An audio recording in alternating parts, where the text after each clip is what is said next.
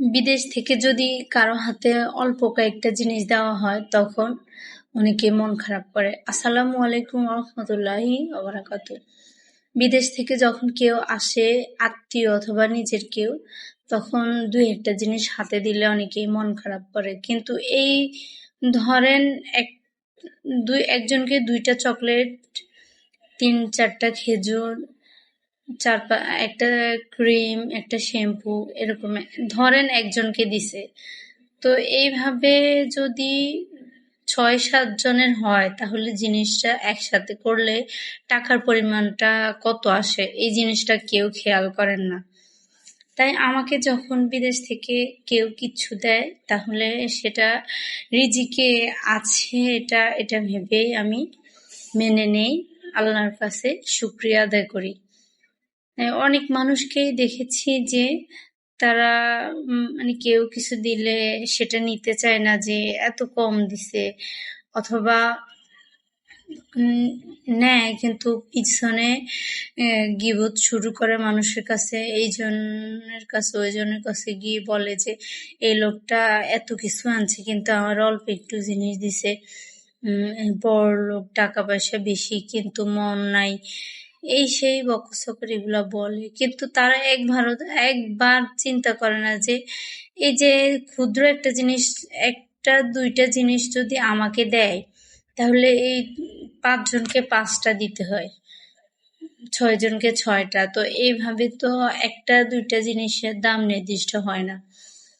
তো এই জিনিসগুলোর দাম যদি হিসাব করা হয় তাহলে কিন্তু অনেক টাকা হয়।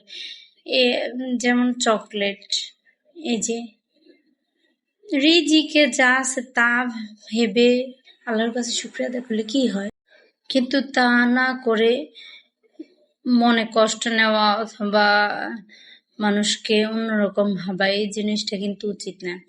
নিজের ছেলে অথবা নিজের মেয়ের জামাই অথবা স্বামী যাদের বিদেশ থাকে তারা এই যে ব্যাপারটা সম্পূর্ণ বুঝতে পারে, আর যাদের থাকে না তারা হয়তো বুঝে না।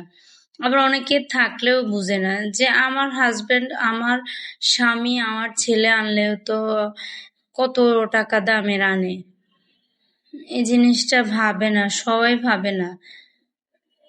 তো দেখেন আমাকে এই কয়েকটা জিনিস একজন দিয়েছে, তো আলহামদুলিল্লাহ।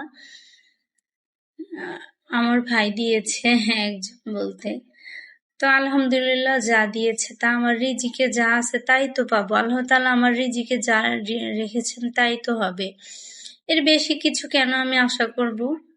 যাতে আমার মেয়েকে ঘড়ি দিয়েছিলেন, তো এই যে ক্রিম, সাবান, দুধের প্যাকেট, শ্যাম্পু, খেজুর, তারপরে মুগ, আরেকটা কি যেন আছে, তো এই যে চকলেট, এগুলো তো আল্লাহ তাআলার নেয়ামত, একজনের মাধ্যমে আল্লাহ তাআলা এইগুলোর ব্যবস্থা করেছেন। এগুলা তো কিনতে গেলে অনেক টাকা, তাই না? আল্লাহ হাফেজ।